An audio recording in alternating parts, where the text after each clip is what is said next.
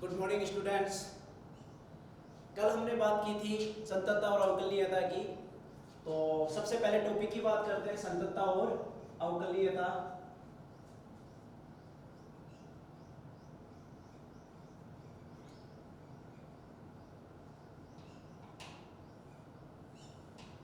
इस टॉपिक में हमने कल देखा था, कल हम सीमा की बात कर रहे थे।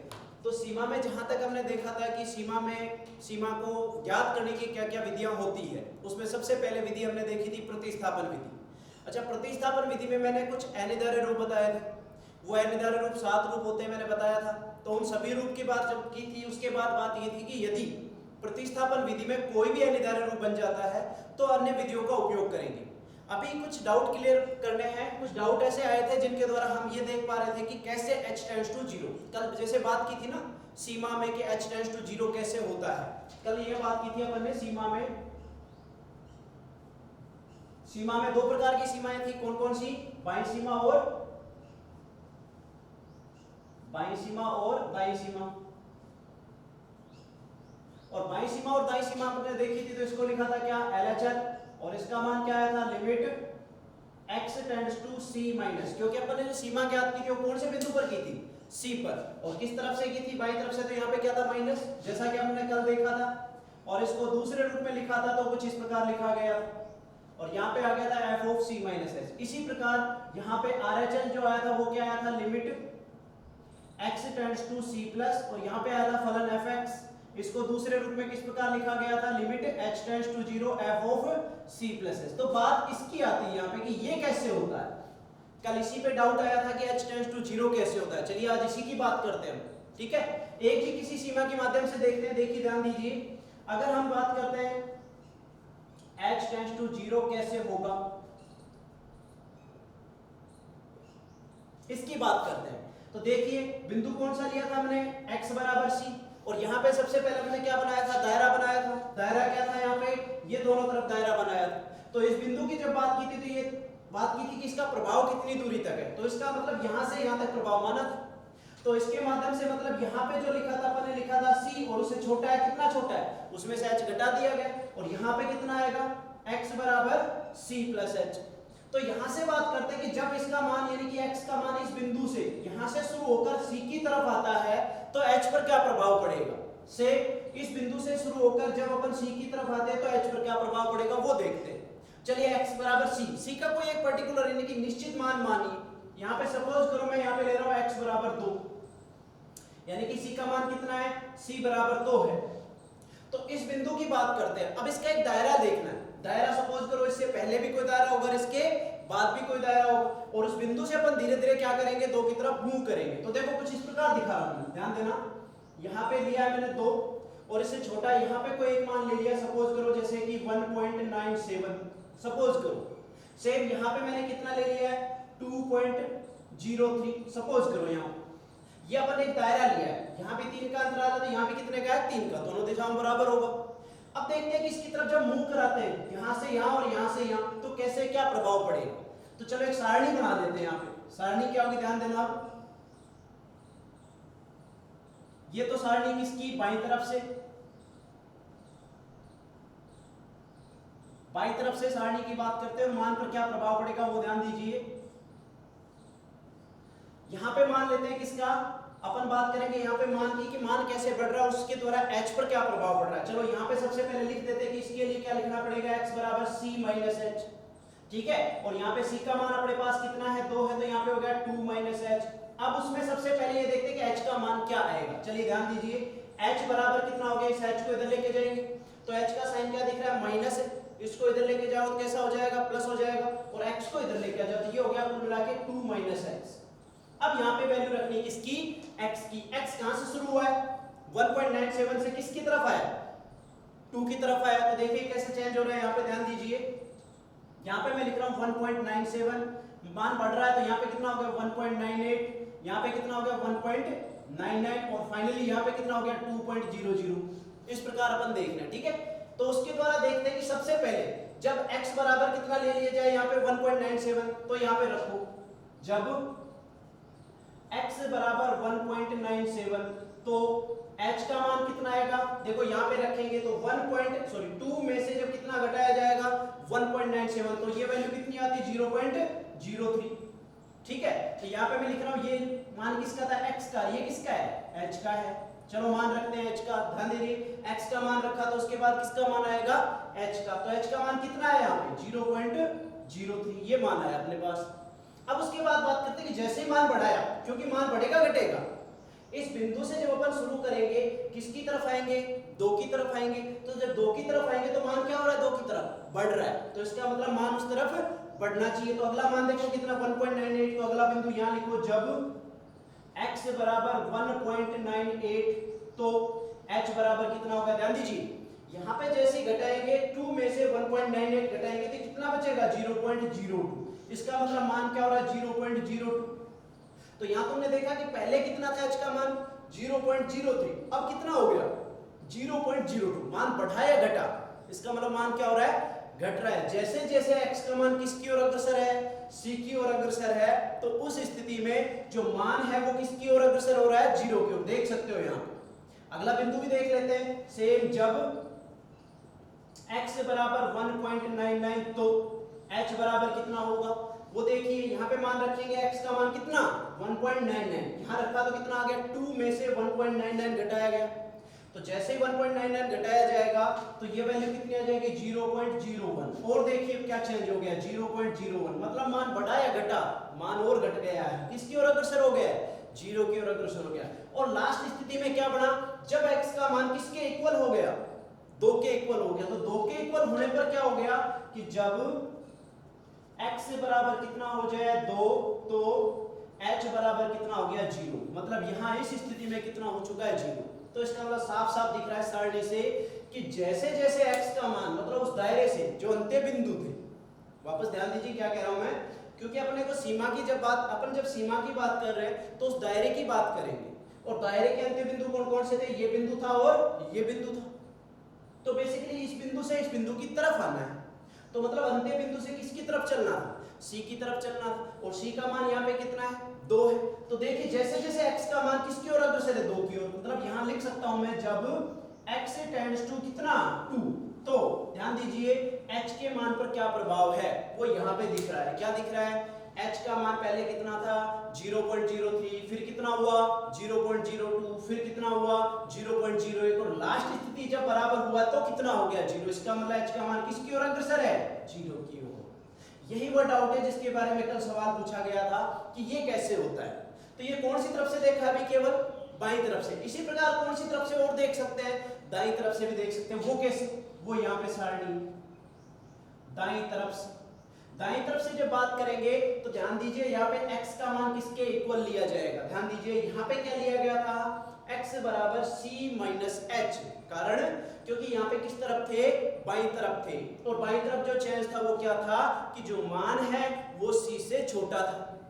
लेकिन अब कौन सी तरफ की बात कर रहे हैं, अब बात कर रहे हैं अपन कौन सी तरफ दाईं तरफ, तो दाईं तरफ क्या चेंज वो यहाँ पे देख सकते हो, दाईं तरफ जो मान है वो c का जो मान मिलेगा वो c से बड़ा मिलेगा, कैसा मिलेगा c से बड़ा मिलेगा, अगर c से बड़ा है तो इसका मतलब यहाँ पे लिखेंगे c प्लस h। तो सबसे पहले बात करते हैं c का मान कितना लिया गया, c का मान मैंने कितना माना है 2 माना है, तो यहाँ पे रख दो तो x बराबर कितना हुआ 2 प्लस h, वही सेम सिचुएशन, क्योंकि अपन किसका प्रभाव देखना चाह रहे हैं h का। हाँ तो यहाँ बात कर रहे हैं अपन x बराबर दाईं तरफ से कि जब बात करेंगे तो x बराबर कितना c प्लस h, तो यहाँ से सबसे पहले x बराबर कितना हो गया, किसका मान रखना है c का मान रख देना है, c का मान कितना है 2 है, तो यहाँ पे ध्यान दीजिए अपना टारगेट है किसका मान देखना है h का मान, कि h टेंड्स टू 0 कैसे होगा, तो वो देखने के लिए सबसे पहले किसका मान निकालना पड़ेगा, यहाँ पे h का मान निकालना पड़ेगा। तो देखो h का मान निकालना क्या करना है, इसका पक्षांतरण कर देना है, तो यहाँ पे h बराबर कितना आ गया बोलिए, पहले से क्या लिखा है x लिखा है, बाद में क्या आ गया 2 आ गया, यानी कि h बराबर कितना आ जाएगा x माइनस 2। अब उसके बाद बात करते हैं कि इसकी भी एक सारणी बना लेते हैं, तो सारणी में कैसे क्या मान आएगा वो देखते हैं।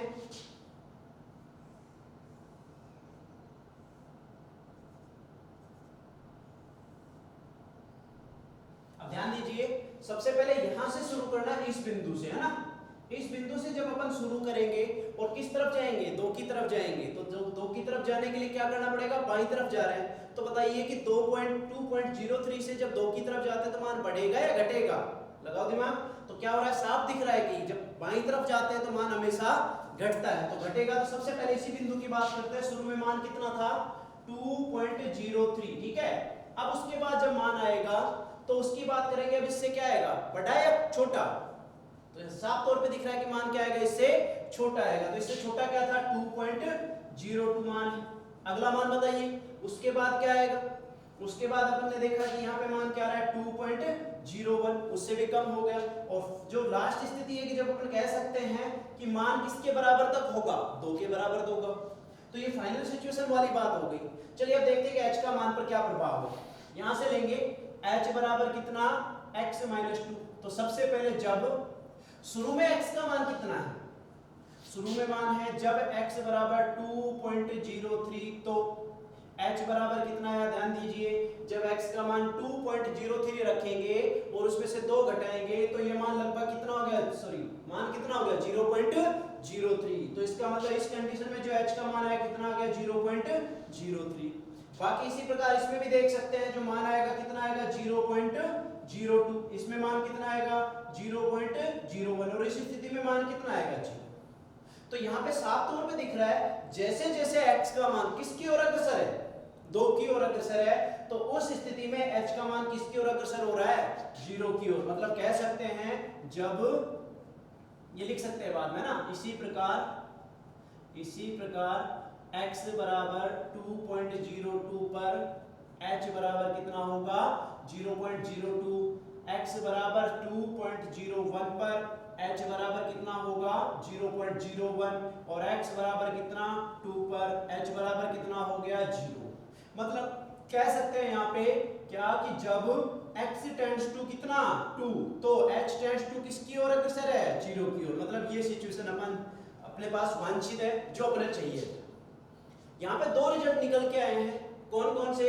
सबसे पहला मैंने देखा कि h का मान किसकी ओर अग्रसर है, 0 की ओर। यहाँ भी देख सकते हैं और यहाँ भी देख सकते हैं। दूसरी कंडीशन अगर ध्यान दिया है तो सारणी में देखिए h के मान के बारे में क्या कह सकते हैं। सारणी में हमने देखा कि h का मान 0 की ओर अग्रसर तो है, साथ में दूसरी चीज और देखिए कि h का जो मान है वो धनात्मक भी है, दिख रहा है। तो सारणी से स्पष्ट ये कह सकते हैं, क्या सारणी से स्पष्ट है कि जब x टेंड्स टू 2, तो h का जो मान है वो 0 की ओर अग्रसर है तथा h का जो मान है वो 0 से बड़ा है। और इसके बारे में कल अपन ने बात की थी, इसको बोला गया था क्या, लघु धनात्मक राशि। तो ये वापस बता दिया गया है, तुम्हें याद रखना चाहिए कि ये जब h की बात करें तो h के बारे में क्या कह सकते हैं, क्या कहेंगे कि h जो है वो लघु धनात्मक राशि है, ठीक है। तो एक बार नोट कीजिए इसको।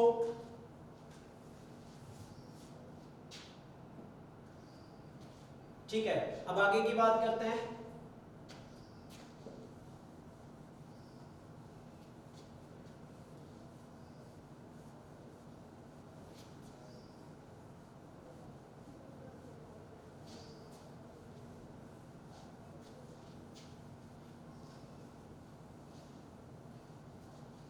चलिए अब बात करते हैं हम कि सीमा ज्ञात करने की विधियां। जैसे कल अपन ने एक विधि अपन ने पढ़ी थी, कौन सी विधि थी, प्रतिस्थापन विधि। और प्रतिस्थापन विधि से क्या समझा, कल हमने देखा कि प्रतिस्थापन का मतलब है कि जब मान x का मान किसी बिंदु की तरफ अग्रसर है तो उस स्थिति में फाइनल जो सिचुएशन बनेगी, उस फाइनल सिचुएशन में हम क्या करते हैं कि x का मान उस बिंदु के बराबर रख देते हैं। किस में रखते हैं, फलन में रखते हैं। क्यों, क्योंकि सीमा तो फलन की ही ज्ञात होगी। ऐसा करने के लिए हम क्या करते हैं, x का मान जो c के बराबर है वो रखकर फलन का मान प्राप्त कर लेते हैं, और जो मान आता है वही फलन की सीमा कहलाती है। ये तो थी प्रतिस्थापन विधि, यानी कि कह सकते हैं, देख सकते हैं, प्रतिस्थापन विधि।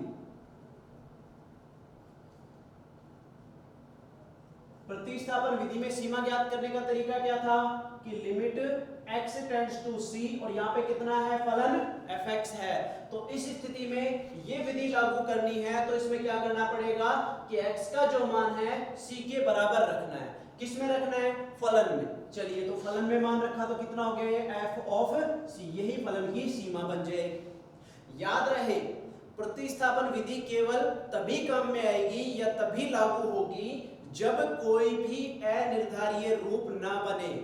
कल अपन ने बात की भी थी अनिर्धारीय रूप क्या होते हैं, वो टोटल 7 रूप है। वापस देख लेते हैं एक बार याद रखने के लिए कौन कौन से रूप थे, नोट कीजिए। सबसे पहले कौन सा था 0/0, दूसरा कौन सा था इनफाइनाइट बटा इनफाइनाइट, थर्ड रूप कौन सा था 0 इंटू इनफाइनाइट, 3 रूप हो गए। चौथा रूप कौन सा है इनफाइनाइट माइनस इनफाइनाइट, 4 हो गए। पांचवा रूप कौन सा था 1 टू पावर इनफाइनाइट, छठा रूप कौन सा था 0 टू पावर 0 और 7वां रूप जो था वो क्या था इनफाइनाइट टू पावर 0। ये सब रूप की बात करते हैं, ठीक है। इन सब रूप को एक बार याद कीजिए क्योंकि यही गलतियां होती है। हमें जैसा बताया गया है, हमें ये बताया गया है कि जब सेम संख्या परिमेय संख्या में जब सेम संख्या का उसके अंश तथा हर में जब सेम संख्याएं होती है तो आपस में क्या हो जाती है कैंसिल हो जाती है और जिसके द्वारा जो मान प्राप्त होता है वो क्या होता है, वो हमें बताया गया कि वो कितना होता है 1। तो ये गलती यहां ना करें क्योंकि वो जो पार्ट था वो केवल किसके लिए लागू है अशून्य संख्याओं के लिए। कौन सी संख्याओं के लिए? अशून्य संख्याओं के लिए। जबकि यहाँ पे तुम देख पा रहे हो कि कैसी संख्या है शून्य संख्या है। इसका मतलब वो रूल जो है कि सेम संख्या ऊपर है सेम संख्या नीचे लिखी है तो आपस में कैंसिल हो जाती है और उससे मान कितना प्राप्त होता है 1 प्राप्त होता है। वो केवल कौन सी संख्याओं के लिए लागू था अशून्य संख्याओं के लिए। याद रहे शून्य संख्याओं के लिए ऐसा रूल लागू नहीं होगा, ठीक है। तो इसी कारण कल बताया भी था कि ये रूप अनिर्धारित रूप कैसे बने, क्यों माने गए, इसलिए अपने इस बारे में कल बात भी की थी। तो अभी बस इन सबको याद रखने की जरूरत है ताकि जब फलन की सीमा निकालनी पड़े और इनमें से कोई भी एक रूप बने तो अपन ये ध्यान दे सके कि ये रूप अनिर्धारीय है या फिर नहीं, ठीक है। अब बात करते हैं, ये तो थी पहली विधि। दूसरी विधि यहाँ पे पढ़ेंगे हम कह सकते हैं गुणनखंड विधि। कौन सी विधि? गुणनखंड विधि। इस प्रकार कह सकते हैं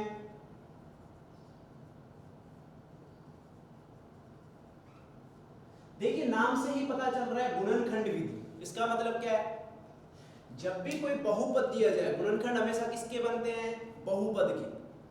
वो बहुपद कैसा भी हो सकता है, रेखिक बहुपद है तो बहुत अच्छी बात है, द्विघातीय हो सकता है, त्रिघातीय हो सकता है, इस प्रकार। तो गुणनखंड विधि लागू कब होगी पहले तो ये ध्यान रखने की आवश्यकता है। सबसे कॉमन और सबसे ज्यादा काम में आने वाली विधि प्रतिस्थापन विधि है। अगर प्रतिस्थापन विधि से कोई भी अनिर्धारित रूप ना बने तो वो मान डायरेक्टली ज्ञात किया जा सकता है। अगर कोई भी अनिर्धारित रूप बने तो इस विधि से हटकर दूसरे पार्ट में जाने की आवश्यकता है ताकि ये देख पाए कि कौन सा ऐसा पार्ट है उसमें या कौन सा ऐसा गुणनखंड है जो इसको अनिर्धारित रूप में बदल रहा है। तो अपना जो टारगेट होगा वो क्या होगा? अपना टारगेट होगा जो इसको अनिर्धारित रूप में बदल रहा है उस गुणनखंड को हटाना। तो उसके लिए क्या करने पड़ेंगे? गुणनखंड बनाने पड़ेंगे। एक एग्जांपल के द्वारा समझते हैं। ये पहले लिखना पड़ेगा, जब प्रतिस्थापन विधि से कोई भी अनिर्धारीय रूप, या कह सकते हैं कौन से रूप है ये सभी, कौन से रूप है अनिर्धारीय रूप।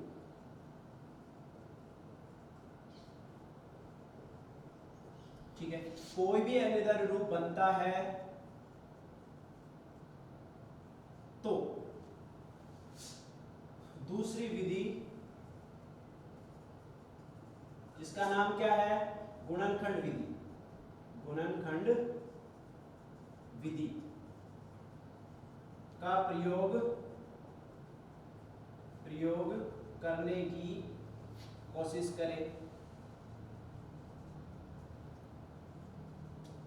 यदि लागू हो तो, याद रहे विधि जो है ये केवल कब लागू होगी? जब किसी बहुपद के गुणनखंड ज्ञात किए जा सके, अन्यथा ये विधि लागू नहीं होगी। तो जैसे इसका एक एग्जांपल की बात करते हैं, ध्यान दीजिए, एक फलन दिया गया, फलन fx बराबर, बड़ा आसान एग्जांपल उठाते हैं, देखिए कैसे। एक एग्जांपल लिया मैंने x² - 4 अपॉन x - 2, एक एग्जांपल उठाया अपन ने। तो वैसे तो डायरेक्टली कह सकते हैं कि इसका गुणनखंड संभव है, लेकिन जब तक फलन की बात करें तो फलन में जो मान निकालना वो तो कैसे निकालते हैं कि x का मान कितना रख देते, 2 रख देते, लेकिन वो सिचुएशन यहाँ पे लागू नहीं करनी, क्योंकि अपने को किससे मतलब है, केवल फलन की सीमा से, और फलन की सीमा में x का मान 2 के बराबर तो नहीं होगा। चलो पहले बात कर लेते किस बिंदु पर जांच करनी है। यहाँ पे लिखा है x बराबर 2 पर फलन की सीमा, फलन की सीमा। अब ये ज्ञात करवाइए, तो फलन की सीमा, इसका मतलब x का मान 2 के बराबर नहीं है। क्या होता है, सीमा का अस्तित्व तभी होगा जब x का मान किसकी ओर अग्रसर है, 2 की ओर अग्रसर है। इसका मतलब सीमा लिखने का तरीका क्या रहेगा, फलन की सीमा, और फलन की सीमा होगी तो क्या होगी, लिमिट x टेंड्स टू 2, लिखा है यहाँ पे लिमिट x टेंड्स टू 2, मतलब x का मान किसकी ओर अग्रसर है, 2 की ओर अग्रसर है, ठीक है। और यहाँ पे क्या आ गया, फलन fx आ गया। अब सबसे पहला टारगेट क्या है, सबसे पहला टारगेट है फलन का मान रखना, तो वो कितना है, लिमिट x टेंड्स टू 2, फलन कितना है, x² - 4 अपॉन x - 2, ये अपन ने फलन का मान रख दिया। अब सबसे पहला टारगेट है कि x का मान, कोशिश करते हैं पहले कौन सी विधि लगाने की, प्रतिस्थापन विधि। कौन सी विधि, प्रतिस्थापन विधि।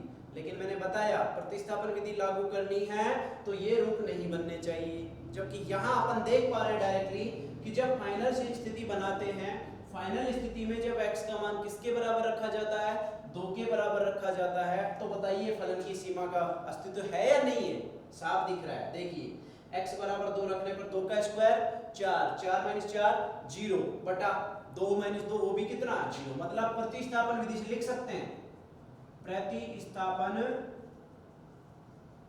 विधि से रूप जो बन रहा है वो कौन सा है, 0/0 रूप बन गया, और 0/0 रूप बन गया तो प्रतिस्थापन विधि काम की नहीं है। तो फिर कौन सी विधि आई दूसरे नंबर पर, गुणनखंड विधि। और गुणनखंड में किसके गुणनखंड निकाले जाएंगे, बहुपद की। यहां तुम देख पा रहे हो कि इसकी ये बहुपद है, 2 घात का बहुपद है, और इसके रेखीय गुणनखंड हम ज्ञात कर सकते हैं। तो चलिए इसके रेखीय गुणनखंड की बात करते हैं, बताइए क्या होंगे। इसको ऐसा लिख सकते हैं, हम जानते हैं, क्योंकि एक फॉर्मूला, ध्यान दीजिए, मैं इसको कुछ इस प्रकार लिख रहा हूं, लिमिट x टेंड्स टू 2, ठीक है। और यहाँ पे मैंने इसको लिख दिया है x² - 4 को क्या लिख सकते हैं, इसको ऐसा लिख सकते हैं, 2 का स्क्वायर बटा भाग किसका लगा, x - 2 का। अब देखिए ऊपर फॉर्मूला क्या बन गया, x² - 2², मतलब यहाँ पे फॉर्मूला बन रहा है a² - b²। बताइए क्या होता है a² - b², यहाँ पे फॉर्मूला होगा कितना, a - b into a + b। तो जब ये फॉर्मूला हम रखते हैं तो यहाँ पे रखेंगे तो फलन की सीमा क्या आएगी, लिमिट x टेंड्स टू कितना 2 है, और साथ में यहाँ पे जब रखोगे तो यहाँ फॉर्मूला बनेगा, उस फॉर्मूले में मान रखेंगे, तो मान रखो, देखो कितना हुआ, x - 2 इंटू x + 2 बटा भाग किसका लग गया, x - 2 का भाग लग गया। और तुमने देखा कि x - 2 से x - 2 कैंसिल, मतलब क्या हुआ है, मतलब ये हुआ है कि जो पार्ट इसको 0/0 के अनिर्धारित रूप में बदल रहा था वो पार्ट ही कैंसिल हो गया है, देख पा रहे हो, x - 2 से x - 2 कैंसिल। तो आप मान रख सकते हैं यहाँ पे कितना है, बोलो, लिमिट x टेंड्स टू 2, जब मान रखेंगे तो यहाँ पे केवल फलन में क्या बच गया, x + 2। और फिर जब ये विधि लागू हो जाए, सारी विधि का टारगेट होता है कि उसको सरल करना है, और जब वो पार्ट जो उसको अनिर्धारित रूप में बदल रहा था वो पार्ट जब कैंसिल हो जाए, उसके बाद वापस कौन सी विधि लगानी, प्रतिस्थापन विधि। याद है मैंने क्या बोला, ध्यान दीजिए, अगर प्रतिस्थापन, डायरेक्ट प्रतिस्थापन विधि से अनिर्धारित रूप बनते हैं तो अन्य विधियां काम में आएंगी, और अन्य विधियों में जब देखते हैं तो सरलीकरण बनता है। सरलीकरण से क्या करेंगे, जो पार्ट अनिर्धारित रूप बना रहा था उसको हटा देंगे, वो हट गया, और हटने के बाद वापस कौन सी विधि पे आना है, प्रतिस्थापन विधि पे आना है। तो टारगेट तो यही है कि प्रतिस्थापन विधि लगानी है। प्रतिस्थापन विधि लगाओ, यहाँ पे देखो प्रतिस्थापन विधि क्या करती है, x का मान डायरेक्टली किसके बराबर रख देती है, c के बराबर, और उसके द्वारा फलन का मान ज्ञात कर लिया जाता है। तो देखिए यहाँ पे x बराबर कितना रखेंगे 2, तो कितना हो गया, 2 रखने पर 2 + 2 कितना हो गया 4, ये इसका मान ज्ञात कर लिया गया। कौन सी विधि से, गुणनखंड विधि से। नोट कीजिए।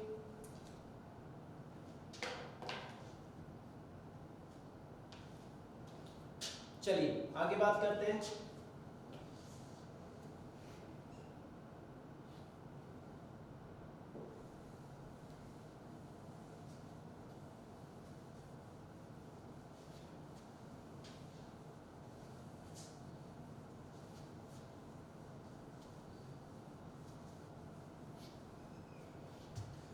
हाँ, तीसरी विधि की बात करते हैं। जब प्रतिस्थापन विधि से अनिर्धारित रूप बनता है, तो एक विधि तो हमने पढ़ ली है, कौन सी, गुणनखंड विधि। अगली जो विधि है उसका नाम हम कह सकते हैं परिमेकरण अथवा द्विपरिमेकरण विधि। कौन सी, तीसरी विधि है यहाँ पे, कौन सी, परिमेकरण अथवा द्विपरिमेकरण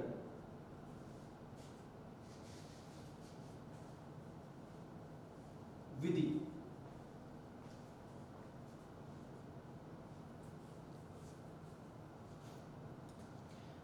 यहां पे बात करेंगे विधि के बारे में। तो परिमेकरण अथवा द्विपरिमेकरण विधि तुम्हें बताया गया होगा, जैसे कि तुम अभी 12वीं क्लास का चैप्टर पढ़ रहे हो, उससे पहले 11वीं क्लास में, उससे छोटी क्लासेस में तुम्हें बताया गया होगा परिमेकरण से क्या समझते हैं। परिमेकरण का मतलब है जब भी वर्गमूल वाले कुछ पद आते हैं तो उसमें क्या करते हैं कि वहां पे जो चिन्ह होता है उनके बीच में, पदों के बीच में जो चिन्ह है, याद रखना पदों के बीच में जो चिन्ह है उसके आधार पे उसका परिमेकरण किया जाता है। अर्थात जब दो पदों के बीच में, कौन से पदों, वर्गमूल वाले पदों, ठीक है, तो वर्गमूल वाले पदों के बीच में माइनस है तो प्लस वाले जो पद हैं उनसे गुणा भाग करना है। एक एग्जांपल बता देते हैं पहले, इससे क्या समझते हैं। परिमेकरण का जो मतलब है वो क्या है, जैसे फॉर एग्जांपल यहाँ पे लिखा है √x - √2, ठीक है, ऐसा लिख देते हैं x² x - 2, ठीक है, x - 2 √x - √2, या √2 नहीं, 2 लिख सकते हैं इसको, है ना, हाँ ठीक है 2, ये आ गया। और x बराबर यहाँ पे भी लिख देते हैं कितना, x - 4। सपोज करो जब x का मान 4 के बराबर रखा जाता है तो यहाँ पे गड़बड़ क्या है कि नीचे वाला पद है वो 0 के बराबर हो गया है। 4 रखोगे तो 4 का √2, 2 - 2 कितना हो गया 0। मतलब यहाँ पे इस नीचे वाले पद का परिमेकरण करने की आवश्यकता है। वो कैसे परिमेकरण होगा, ध्यान दीजिए, मैंने अभी बताया। जब वर्गमूल वाले पद आ जाएं तो सबसे पहले उन पदों के बीच में चिन्ह को नोट करना है। चिन्ह क्या है यहाँ पे, माइनस। अगर यहाँ पे माइनस है तो परिमेकरण में क्या करते हैं, प्लस वाले जो पद है उनसे गुणा भाग करना है। मतलब क्या करना है, √x तो रखना ही, जो चिन्ह था, चिन्ह क्या था यहाँ पे माइनस, तो उसके जगह चिन्ह क्या ले लेना, प्लस ले लेना है। और दूसरा पद भी सेम है तो +2 बटा सेम नीचे √x + 2, ये काम करना है। ये परिमेकरण के द्वारा दिया जाए। सेम यहाँ पे एक शब्द लिखा है द्विपरिमेकरण, मतलब जब अंश और हर दोनों जगह परिमेकरण की आवश्यकता हो तब अपन कौन सा विधि काम में लेंगे, द्विपरिमेकरण विधि। ठीक है, एक एग्जांपल उठाते हैं, जैसे यही एक एग्जांपल है, fx बराबर लिख दिया मैंने x - 4 बटा √x - 2, और यहाँ पे लिख दिया है कि फलन की सीमा किस बिंदु पर, x बराबर 4 पर। तो सबसे पहले कौन सी विधि की बात करते हैं, सबसे पहले विधि कौन सी आती है काम में, प्रतिस्थापन विधि। और प्रतिस्थापन विधि का जब उपयोग करेंगे तो डायरेक्टली मान पुटअप कर देना है। पुटअप करने का मतलब वही बताया मैंने कि जो मान जिस पर सीमा ज्ञात करवा रहा है वही मान रख देना है। तो कितना मान रखोगे, x बराबर 4 रख दोगे। तो यानी कि सीमा जब ज्ञात करोगे x बराबर 4 पर, तो देखा यहाँ पे 4 - 4 0, 4 का अंडर रूट 2, 2 - 2 0, मतलब रूप कौन सा, 0 बटा 0, जो कि अनिर्धारित रूप। तो यहां लिखेंगे प्रतिस्थापन विधि से, प्रतिस्थापन विधि से x बराबर 4 पर कौन सा रूप, 0 बटा 0 रूप प्राप्त होता है। अतः अन्य विधि, अब अन्य विधि क्या इसमें रेखीय गुणनखंड विधि काम में आ सकती है क्या, जो गुणनखंड विधि थी, रेखीय गुणनखंड नहीं, गुणनखंड विधि थी, वो लगा सकते हैं क्या? लग सकती है कि यहाँ पे विधि लग तो सकती है तरीके से अगर उसको लगाना चाहे तो, लेकिन अपन दूसरी दोनों विधियां देख लेते हैं। पहले गुणनखंड विधि देख लेते हैं। चलो गुणनखंड विधि, गुणनखंड विधि कैसे लागू करेंगे? ध्यान दीजिए, किसी एक भाग को, जो भाग उसको अनिर्धारित रूप में बदल रहा है उसको हटाना, टारगेट तो यही होता है ना गुणनखंड विधि में। तो कैसे करेंगे? देखो इसको पूर्ण वर्ग के रूप में कुछ लिखते हैं, क्या बनेगा? ध्यान दीजिए। अच्छा पहले सीमा की बात कर लेते हैं। लिमिट x टेंड्स टू 4 और यहाँ पे फलन कितना आ गया? fx बराबर x टेंड्स टू कितना 4 और फलन का मान कितना है? x minus 4 upon root x minus 2। यहाँ पे देखा डायरेक्ट विधि से तो यानी कि प्रतिस्थापन विधि थी, उससे तो कौन सा रूप था? 0/0 रूप। चलिए अब अपन पहले कौन सी विधि की बात कर रहे हैं? गुणनखंड विधि की। तो गुणनखंड विधि जब करेंगे तो इसको इस रूप में एडजस्ट करना पड़ेगा। लिमिट x टेंड्स टू 4, इसको पूर्ण वर्ग के रूप में बढ़ाओ। देखो x लिखा है, x को ऐसा लिख सकते हैं क्या? रूट x का स्क्वायर, बात तो एक ही। और 4 को मैंने लिख दिया कितना? 2 का स्क्वायर बटा भाग किसका लग गया? रूट x माइनस 2 का। अब देख पा रहे हो यहाँ पे कौन सा रूप बन गया? a square minus B square. एक फॉर्मूला है जो अभी थोड़ी देर पहले बात की थी, a square minus B square, जो किसके बराबर है? a minus B into a plus B. ये फॉर्मूला यहाँ पे लगा देना है। तो यहाँ पे विधि क्या बन गई? लिमिट x टेंड्स टू 4 और यहाँ पे विधि की जब बात करेंगे तो क्या बन गया यहाँ पे? a square minus B square मतलब root x minus 2 into root x plus 2 बटा root x plus 2, sorry root x minus 2। और हमने देखा कि जो इसको अनिर्धारित रूप में बदल रहा था वो कैंसिल हो चुका है। तो कितना आ गया? 4 का रूट 2, 2 प्लस 2 4, ये इसका मान आएगा आंसर। लेकिन यहाँ पे विधि तो कौन सी थी? परिमेयकरण। और बता कौन सी रहे? यहाँ पे बात किसकी कर रहे हैं? गुणनखंड की, क्योंकि यहाँ पे गुणनखंड भी पॉसिबल हो पा रहा है। तो चलिए अब बात करते हैं परिमेयकरण विधि क्या कहती है। यहाँ पे लिख रहे हैं परिमेयकरण विधि। परिमेयकरण विधि से कारण क्या है कि हमने देखा यहाँ पे गुणनखंड जब पॉसिबल हो रहे थे, बन रहे थे, तो हमने वो विधि लगा दी। लेकिन बेसिकली यहाँ पे रूट वाले पद है, और ये तुम याद रखना कि जब भी रूट वाले पद दिखाई दे तो हमें परिमेयकरण विधि के बारे में ही सोचना है, आसान रहेगा। तो हम डायरेक्ट बात करते हैं कौन सी विधि की? परिमेयकरण की। देखो कैसे निकालेंगे। लिमिट x टेंड्स टू 4 और यहाँ पे फलन कितना था? fx था, तो कितना आ गया? लिमिट x टेंड्स टू 4 और फलन का मान कितना था? x minus 4 upon root x minus 2, ये मान था। तो देखिए परिमेयकरण कैसे करेंगे। लिमिट x टेंड्स टू 4 तो लिखा है, उसके बाद जब बात करते हैं तो यहाँ पे बात कर रहे हैं परिमेयकरण विधि। और परिमेयकरण का मतलब है वर्गमूल वाले पद के बारे में सोचना है। तो वर्गमूल कहाँ पे? वो देखिए यहाँ पे वर्गमूल, इसका मतलब परिमेयकरण इस पद का करना है। और इस पद का परिमेयकरण कैसे होगा वो यहाँ पे लिखा है, देख ले, ध्यान दीजिए। x माइनस 4 बटा रूट ऑफ x माइनस 2 लिखा है, यहाँ देखिए मैंने समझाया भी था। तो इसी का उपयोग यहाँ कर लेना है। कैसे करेंगे कि जब यहाँ पे बीच में माइनस का साइन है तो प्लस वाले पद से ऊपर नीचे गुणा करना है। इसका मतलब यहाँ पे लिख देना है रूट x प्लस 2 बटा नीचे भी रूट x प्लस 2, ये लिख देना है। और ऐसा करने के बाद क्या बन गया? लिमिट x टेंड्स टू 4, ध्यान दीजिए ऊपर क्या लिखा है? x minus 4 into root x plus 2 बटा नीचे क्या फॉर्मूला बन गया? ये देखिए a minus B into A plus B. यहाँ a है तो यहाँ भी a है, यहाँ b है तो यहाँ भी b है, मतलब a minus B into A plus B. और ये फॉर्मूला यहाँ पे लिखा है a minus B into A plus B बराबर किसके? A square minus B square. तो ये रखेंगे यहाँ पे, तो ए स्क्वायर का मतलब क्या होगा? रूट एक्स का स्क्वायर। रूट एक्स का स्क्वायर का मतलब क्या हो गया? एक्स हो गया।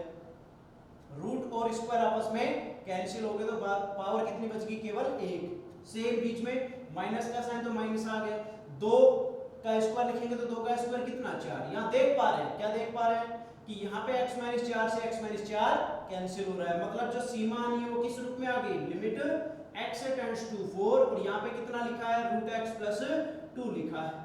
तो यानी कि x का मान किसके बराबर रख दें? 4 के बराबर। तो बताइए कितना हुआ? 4 का अंडर रूट 2, 2 प्लस 2 कितना? 4, ये इसकी सीमा है, नोट कीजिए।